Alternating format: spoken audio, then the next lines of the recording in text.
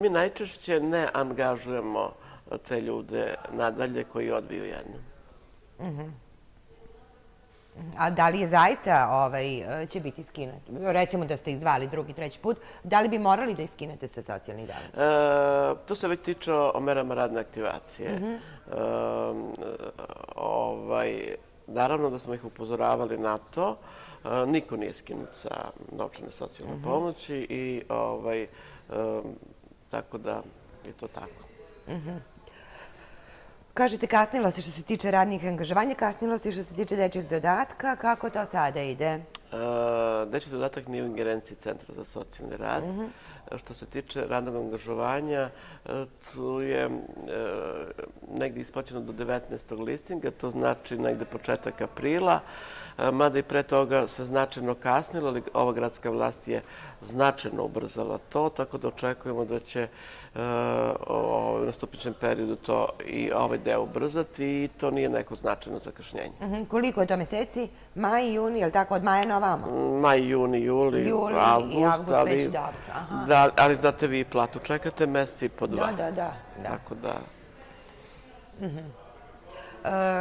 Recite mi socijalna davanja, kako tu?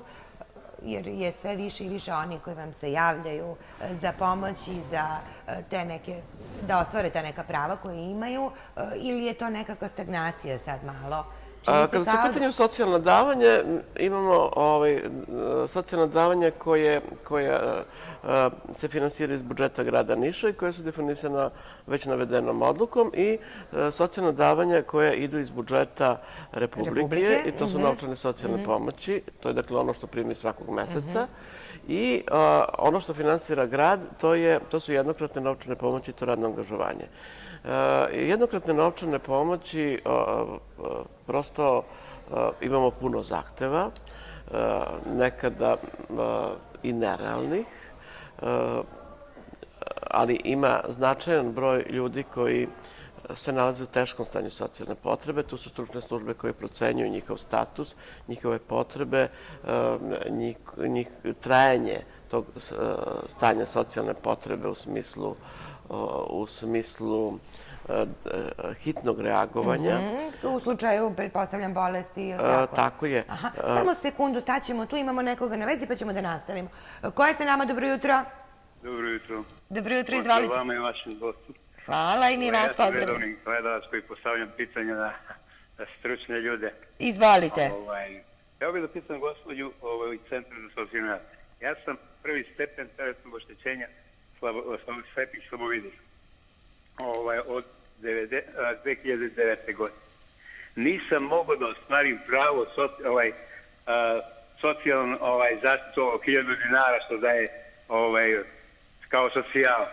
Pa sam tek prošle godine pitao advokate, ovo što ja znam stručne ljude, kaže imate pravo kao multiple skleroza koji primam, baš pašanoga koji prima godinama to.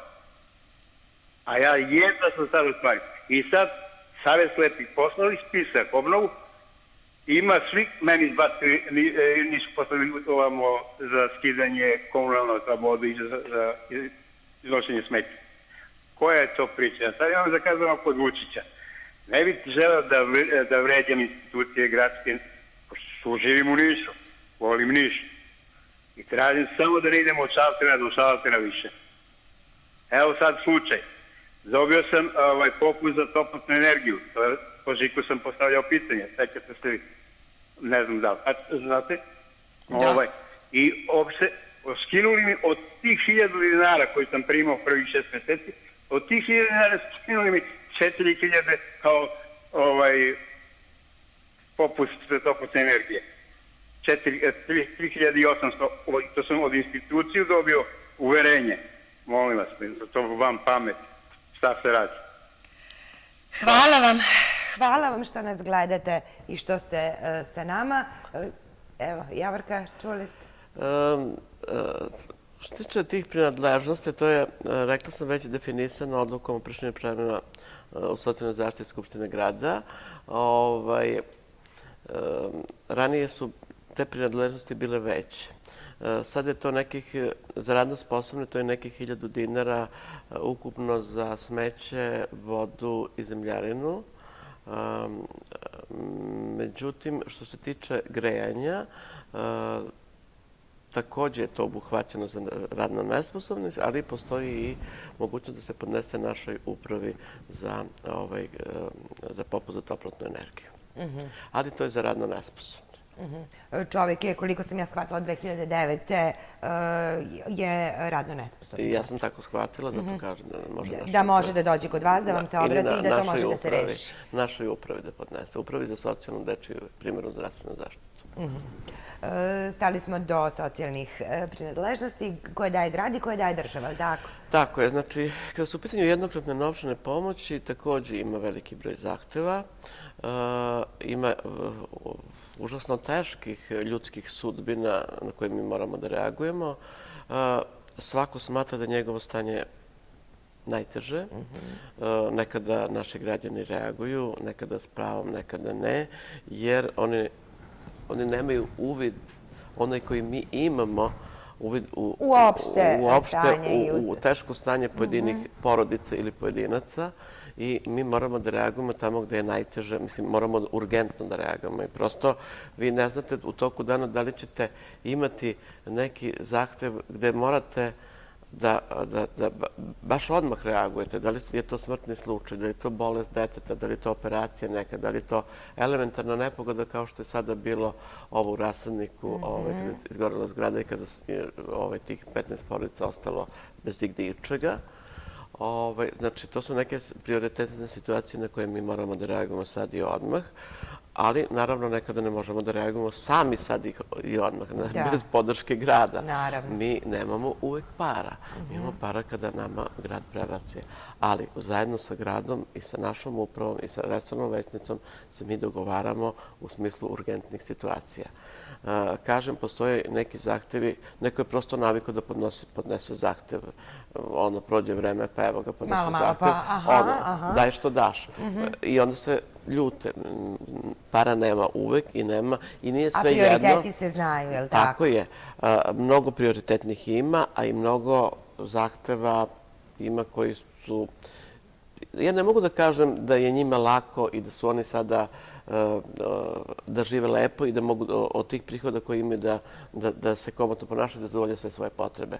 Naravno da im treba i naravno da neko ko ima 13 do 15, 20 hiljada penziju, da je to značajno malo da zadovolji sve te potrebe, pre svega da plati komunalne troškove, da plati lekove, da zadovolji, da plati ogrev.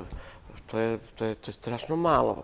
I onda imamo takve zahteve gde vi vidite da je tim ljudima potrebno, ali prosto ne možete uvek da izađete u susret. I trudimo se naravno maksimalno, ali onoliko koliko možemo. Svi koliko možemo. Još nekog imamo na vezi. Dobro jutro, ko je sa nama? Bravo, dobro jutro. Dobro jutro.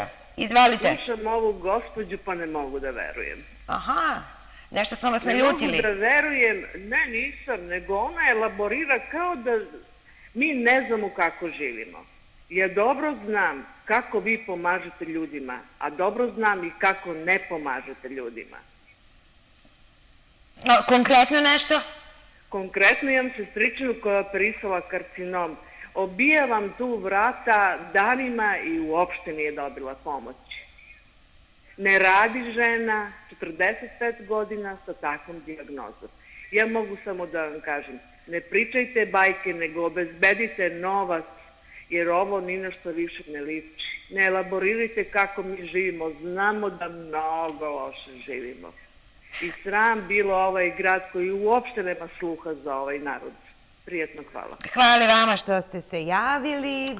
Velika je muka, pa onda smo malo i nervozni. Da kažem, kada su u pitanju karcinomi, uvek rešavamo pozitivno. Možda se nije reagovalo odmah, to odmah znači mesec dana maksimalno. Inače, ne postoji korisnik koji je podneo zahtev sa dijagnozom karcinom, a da nije dobio novčanu socijalnu pomoć. Odgovorno tvrdim ovde i neka dođe neko od članova porodice, slobodno kod mene, kod direktora, treći problem. Može vama da se obrati, ili tako? Možda, ja sad ne znam, ne verujem da je to negde zatajilo, ali prosto kada se suočimo sa tim i kad stručni radnik donese zahtev sa tim da je dijagnoza karcinom, mi tu apsolutno podržimo i bez komentara. Da vidimo šta kaže... Možda je došlo do nekog nesporazuma, ali iza toga potpuno... Ali je rešivo, ali tako? Odgovorno stojim iza toga da na takve dijagnoze reagujemo, ne mogu kažem sad i odmah, ali u roku za mesec dana se reaguje. Još jedno gledalci imamo na vezi, to je poslednje uključenje za našu drugu gošću ovog jutra. Koja ste nama? Dobro jutro. Dobar dan, Saša ovde. Dobro jutro, Saša, izvolite. Pozdravljam vas i vaše gošću. Hteo bih da pitam, ja sam skoro otišao u penziju, invalidsku, gde mi u privremenom rešenju stoji da sam nesposoban totalno za rad.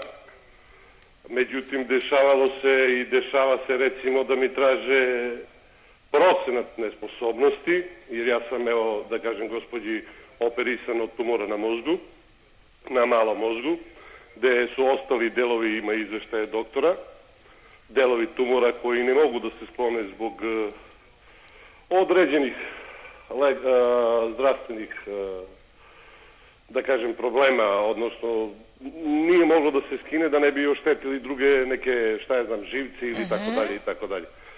Pa me interesuje, pitao bih gospođu, da li ja moram da odem, verovatno se to ide u socijalno na neki procenat, pošto dosta njih traže procenat, a piše totalno nesposoban za rad. Mislim da to nije dovoljno. Ili meni treba procenat, kao što kažu pojedine firme, 70, dalje 100%, dalje 90%. A to vam treba zašto? Da biste ostvarili neko socijalno... Pa traži mi recimo državne firme, MTS, gde svi sada trenutno u svetu gledamo internet, imamo kablovsku zbog dece, imamo internet zbog dece i tako dalje i tako dalje.